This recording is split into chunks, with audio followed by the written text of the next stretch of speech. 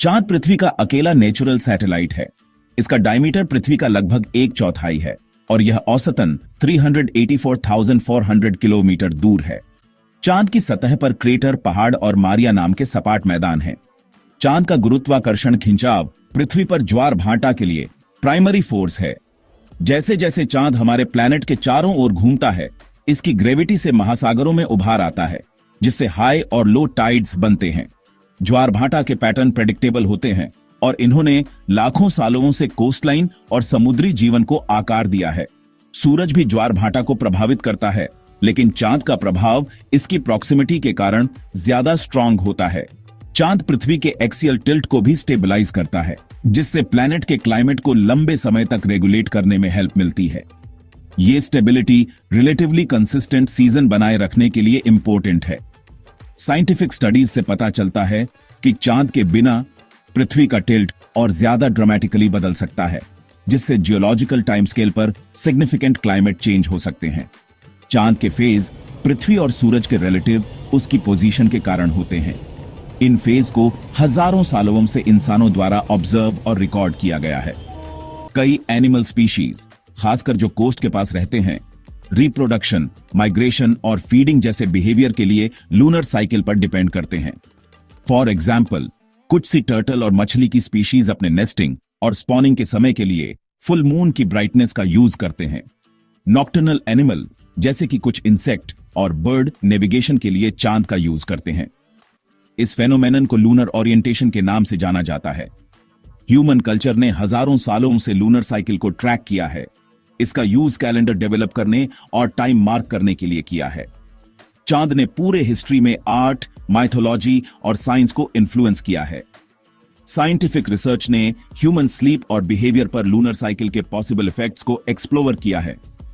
कुछ स्टडीज एक हल्के इन्फ्लुएंस का सजेस्ट देती हैं, लेकिन रिजल्ट मिक्स्ड और ऑनगोइंग है।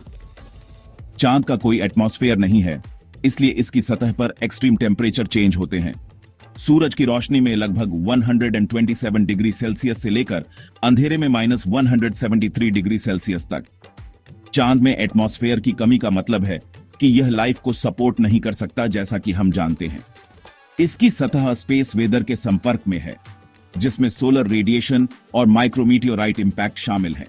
चांद धीरे धीरे पृथ्वी से लगभग 3.8 सेंटीमीटर प्रति वर्ष की दर से दूर जा रहा है, जैसा कि अपोलो मिशन द्वारा छोड़े गए लेजर रिफ्लेक्टर से मेजर किया गया है। चांद की ग्रेविटी पृथ्वी के रोटेशन को भी अफेक्ट करती है, इसे धीरे धीरे धीमा करती है और लाखों सालों में दिन को लंबा करती है। आर्टिफिशियल सैटेलाइट चांद से इंडिपेंडेंटली पृथ्वी की परिक्रमा करते हैं, लेकिन चांद की ग्रेविटी लंबे समय तक उनकी परिक्रमा पर माइनर इफेक्ट डाल सकती है। चांद स्पेस एज की शुरुआत से ही एक्सप्लोरेशन का टारगेट रहा है। पहली ह्यूमन लैंडिंग 1969 में अपोलो 11 थी, जो साइंटिफिक अचीवमेंट में एक माइलस्टोन था। तब से रोबोटिक मिशन ने चांद की सतह का मैप किया है, इसकी कंपोजिशन का स्टडी किया है और परमानेंटली शैडो वाले रीजन में पानी की बर्फ की खोज की है। चांद के पोल्स पर पानी की बर्फ का पता चला है, जो फ्यूचर मिशन के लिए एक रिसोर्स हो सकती है। चांद के हिस्ट्री और पृथ्वी के साथ इसके रिलेशन को समझने के लिए रिसर्च जारी है। चांद के ओरिजिन को व्यापक रूप से पृथ्वी और मंगल के आकार के बॉडी के बीच एक विशाल इंपैक्ट का रिजल्ट माना जाता है, जिससे मलबा बना जो चांद में बदल गया। यह थ्योरी पृथ्वी और चांद की चट्टानों के बीच आइसोटॉपिक कंपोजिशन में सिमिलैरिटी से सपोर्टेड है, जैसा कि अपोलो मिशन से लौटाए गए सैंपल से कंफर्म हुआ है। चांद का स्टडी सोलर सिस्टम के हिस्ट्री और प्लैनेटरी बॉडी को आकार देने वाली प्रोसेस में वैल्यूएबल इंसाइट देना जारी रखता है। चांद फ्यूचर एक्सप्लोरेशन के लिए एक फोकस बना हुआ है, जिसमें सस्टेनेबल ह्यूमन प्रेजेंस और आगे साइंटिफिक डिस्कवरी को एस्टेब्लिश करने के लिए प्लान्ड मिशन है। चांद सिर्फ रात के आसमान में एक दूर की चीज नहीं है, यह पृथ्वी के नेचुरल सिस्टम का एक इंपॉर्टेंट पार्ट है, जो टाइड्स, क्लाइमेट और लाइफ को इन्फ्लुएंस करता है। चांद की साइंटिफिक अंडरस्टैंडिंग लगातार डेवलप हो रही है, क्योंकि दुनिया भर के रिसर्चर्स द्वारा नया डेटा कलेक्ट और एनालाइज किया जाता है। चांद की प्रेजेंस पृथ्वी पर लाइफ के लिए इंपॉर्टेंट है, जैसा कि हम जानते हैं। इसका स्टडी हमें अपने प्लैनेट, अपने पास्ट और ब्रह्मांड में अपनी जगह को समझने में हेल्प करता है।